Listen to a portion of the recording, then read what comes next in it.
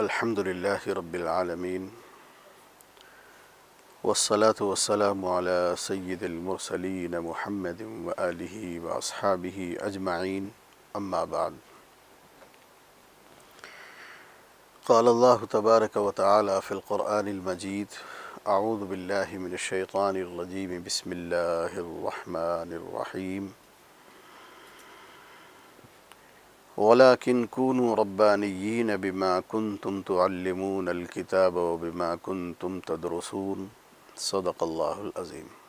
میں نے جو آیت شریفہ اس وقت پڑھی ہے، یہ قرآن کریم کی آیت کا ایک ٹکڑا ہے مختصر سا،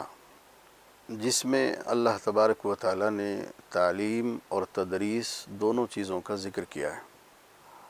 اسلام مکمل مذہب، مکمل نظام زندگی ہے، دستور حیات ہے، اور اس کے جتنے شعبے ہیں اس کے اہم ترین اور اول ترین شعبوں میں سے تعلیم ہے، اور اسی کے ساتھ اس کی تربیت. تعلیم اور تربیت دونوں کا چولی دامن کا ساتھ ہے. جب جب تعلیم ہوتی ہے اور تربیت نہیں ہوتی تو وہ تعلیم انسان کی ہلاکت کا ذریعہ بنتی ہے. صرف تربیت ہو اور تعلیم نہ ہو تو انسان کی گمراہی کا ذریعہ بنتی ہے. دونوں، تعلیم بھی ہو تربیت بھی ہو، دونوں چیزیں جمع ہو جائیں مکمل انسان بنتا ہے اور تعلیم کا مکمل نمونہ سامنے آتا ہے. اس وقت پوری دنیا میں جتنی تعلیمی ادارے ہیں، اس وقت عموماً ان تعلیمی اداروں میں تعلیم تو ہے لیکن تربیت نہیں. تربیت کا دوسرا نام اخلاق ہے.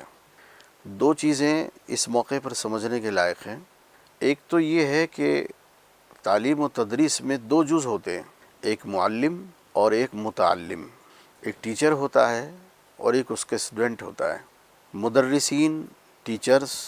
کا یہ دباؤ اور پریشر محسوس کیا جاتا ہے کہ ان کے جو اسٹوڈنٹ ہیں، ان کے جو طلباء ہیں، وہ تعلیم حاصل کرنے کے ساتھ ساتھ اچھے اخلاق کے لوگ ہوں، اچھے اخلاق سیکھیں، اٹھنا بیٹھنا چلنا پھرنا، بڑوں کی عظمت و توقیر، یہاں تک کہ ان کی وہ تعلیم جو پڑھ رہے ہیں ان کی زندگی میں نظر آئے، اس کا جذبہ رکھا جاتا ہے اور یہ احساس دلایا جاتا ہے. لیکن اس میں ایک وضاحت کی ضرورت ہے، اور وہ یہ ہے کہ اسٹوڈنٹس جو پڑھ رہے ہیں وہ اپنے ٹیچر، اپنے استاد، اپنے معلم سے نہ صرف یہ کہ زبانی طور پر درس لیتے ہیں، بلکہ ان کے اساتذہ اور ٹیچرز کا جو کریکٹر ہوتا ہے، ان کے جو اخلاق ہوتے ہیں، ان کی تعلیم کے ساتھ وہ بھی ان میں منتقل ہوتے ہیں. اور یہ بالکل سائیکولوجیکل ہے. آدمی خود بخود اپنے ٹیچرز اور اساتذہ کے رہن سہن، چلنے پھرنے، بولنے، اساتذہ اور طلباء کے درمیان جو رابطہ اور تعلق ہوتا ہے، اس میں کلاس کی باتیں بھی ہوتی ہیں اور اس میں ان کی پرسنل باتیں بھی ہوتی ہیں جو کلاس سے باہر ہوتی ہیں، جس میں ان کے تبادلے خیالات بھی ہوتے ہیں، نظریات کی تبدیلی ہوتی ہے، اور اسی طریقے سے ان کو بہت سے تجربے کی باتیں اور محبت کی باتیں سکھانا بھی فطری طور پر شامل ہوتا ہے. اب اگر ایک مدرس اور ایک ٹیچر مخرب اخلاق ہو، اس کے اخلاق اچھے نہ ہوں، اور اس کا کریکٹر لوز ہو، اور اس کا نظریہ صحیح نہ ہو، گرچہ وہ کلاس میں آ کر وہی پڑھائے گا جو کتاب میں لکھا ہے، جو سسٹم اور سلیبس کا حصہ ہے، لیکن اس کے جو نظریات ہیں، اس کے جو اخلاق ہیں، اور ان کی جو سوچ اور فکر ہے، ایٹومیٹکلی وہ بھی ان کے اسٹوڈنٹس اور بچوں میں منتقل ہوتی ہے. ہمارے یہاں مذہب اسلام میں قاعدہ ہے، اصول ہے. اب ظاہر ہے کہ ایک آدمی بہت متقی، پرہیزگار، سچ بولنے والا، انسانوں کی محبت اور انسانوں کا درد اپنے دل میں رکھنے والا،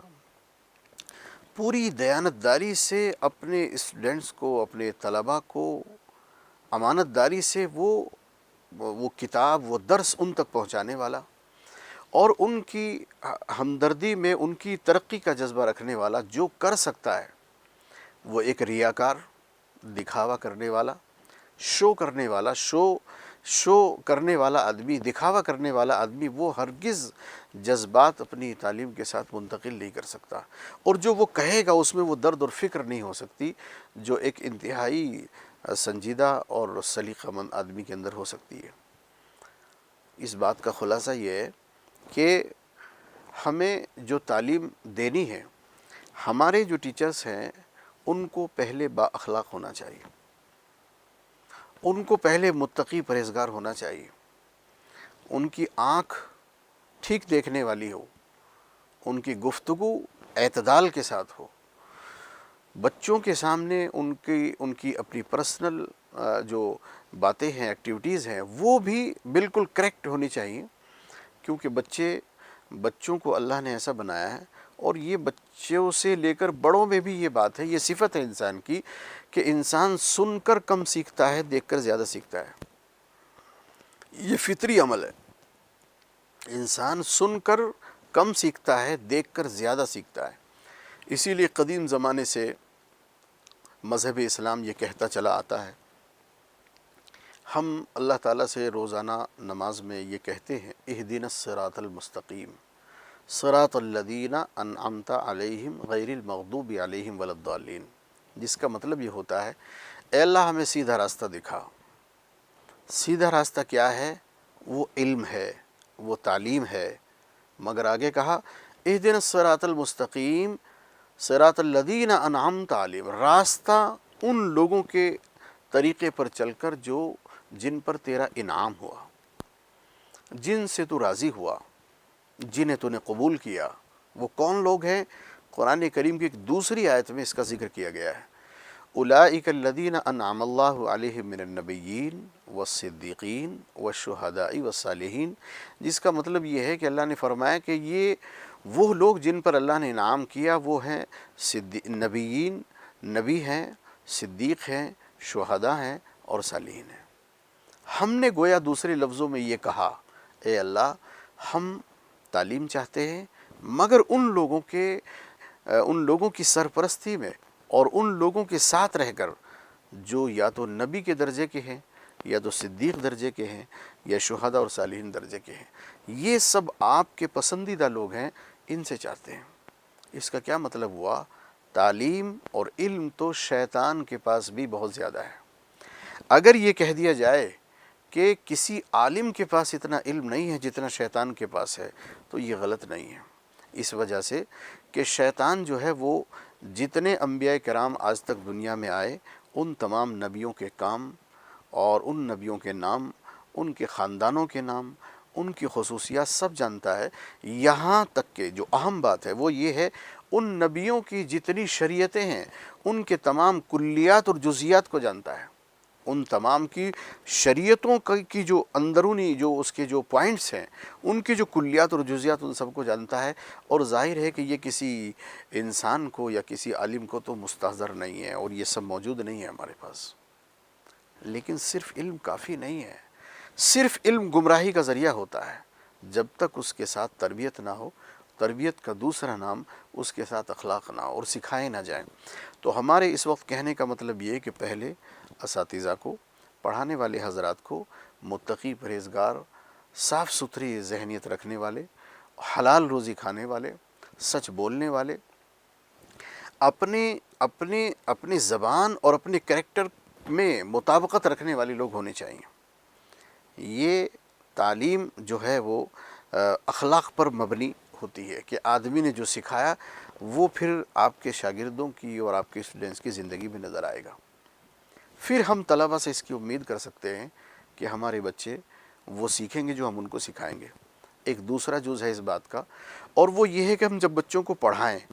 اس وقت جو ایک پرانے زمانے سے چلا آیا ہے کہ اساتذہ جو ہے وہ ابے تبے او،